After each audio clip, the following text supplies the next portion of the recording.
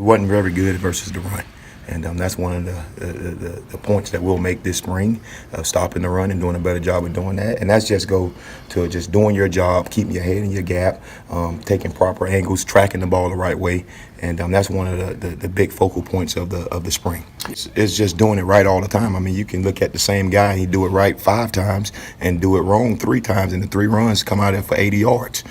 So it's just doing it more consistently, and I think that's one of the emphasis that we put on is doing the little things better. I'm not going to sit here and say that we didn't have players playing in the secondary, because we did, but we do have some talented guys right now that's really striving in the program. You look at J.C. Horn, you look at Israel, you look at R.J. Roger, you look at some of those guys, Jamias Williams. I mean, those guys are talented players that knows our system, that played a lot of football and played very well. So, I'm excited about those guys. Obviously, we're a little light in the secondary right now with the 3 guys that we signed not able to be here right now. So, we have some guys out there that probably, won't help us in the season at this current state. But, we're excited about the guys that we do have, and I'm excited about the young guys. Offensive line unit, and what are you looking out of that unit to progress there? Well, that's our most talented unit. We finally, at the point, have depth, and that's the one thing that we've been lacking for the last 3 years up front is depth. And recruited the right guys. We got the right guys in the building, and we're excited about them. I'm excited about Coach Scott. He's done a great job of just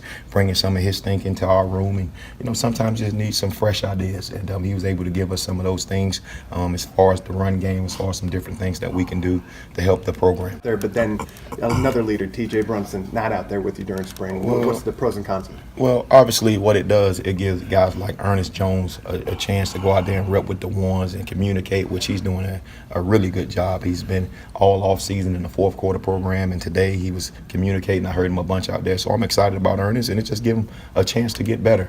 Obviously, it was a big blow to the defense with losing Dennis Warnham last year, and it really affected our play because of the kind of person he is, number one, because the guys gravitate to him, and he's a great guy to be in the locker room. He's a great guy on the field.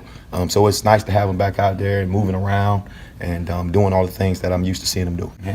JC is a really good player. He comes from a really good family background of football, and JC will be fine. But I expect the world out of JC. I mean, I think he's a really good football player and got a chance to be a dominant football player in our conference. And that's his expectations, and that's definitely our expectations of him. But he's a good player, and we're excited about him, and looking for him to do some big things. I don't think JC got an interception, if I'm not mistaken.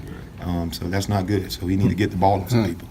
AJ playing in the bowl game, playing corner. It was times he was out there at corner and we'll say a call, and he had no idea what the call was. He had to look to me and I tell him to back up. I mean, it was tough. And so I think that's a really good deal for him, for his future as well, just to see if he can do it. Which he's more than capable of doing. He's very talented. He's a smart kid, and he's working at it. So we're excited about AJ. So we'll get him for the first 5, and then I'll try to beg coach or something, see if I can get shy something for 2 practices too. He looked really good too. Israel is a unique guy. He's 6'5", and he's playing corner. And he's not a safety. He's a true corner.